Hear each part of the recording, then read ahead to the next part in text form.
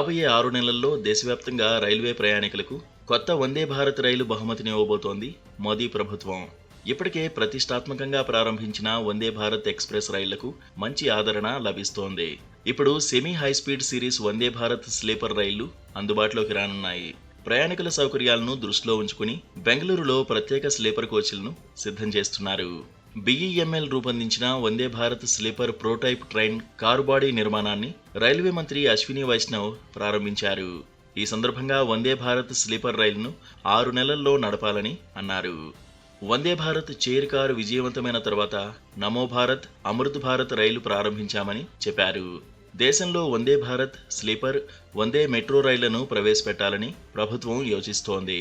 వందే Bharat sleeper వెర్షన్ను మళ్లీ ట్రాక్లోకి తీసుకొచ్చే పని వేగంగా జరుగుతోంది.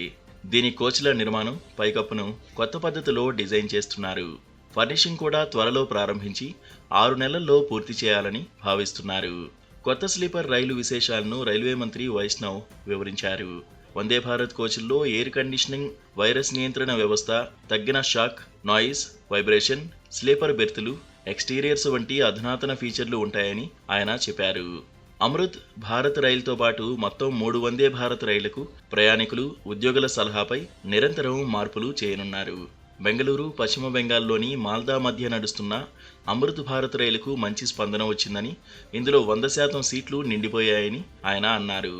ప్రస్తుతం రైల్వే శాఖ అదనంగా 100 అమృత్ భారత్ రైళ్లను సిద్ధం చేస్తోంది. కొత్త వందే భారత్ రైళ్లలో మొదటి ఏసీ ప్రయాణికులకు వేడి నీటి స్నానం, రైలు డ్రైవింగ్ సిబ్బందికి టాయిలెట్ వంటి సౌకర్యాలు ఉంటాయి. ఒక్కో రైల్లో కోచ్ల సంఖ్య 16 ఉంటుంది. దీని కోచ్ల్లో interior, modular pantry, fire security, వికలాంగుల కోసం ప్రత్యేక సౌకర్యాలు, ఆటోమేటిక్ డోర్, సెన్సార్ ఆధారిత ఇంటర్ కమ్యూనికేషన్ గేట్, ఆధునిక toilet, USB charging point, integrated reading light, public announcement, కనిపించే సమాచారంతో కూడిన స్టీల్ బాడీ ఉంటుంది.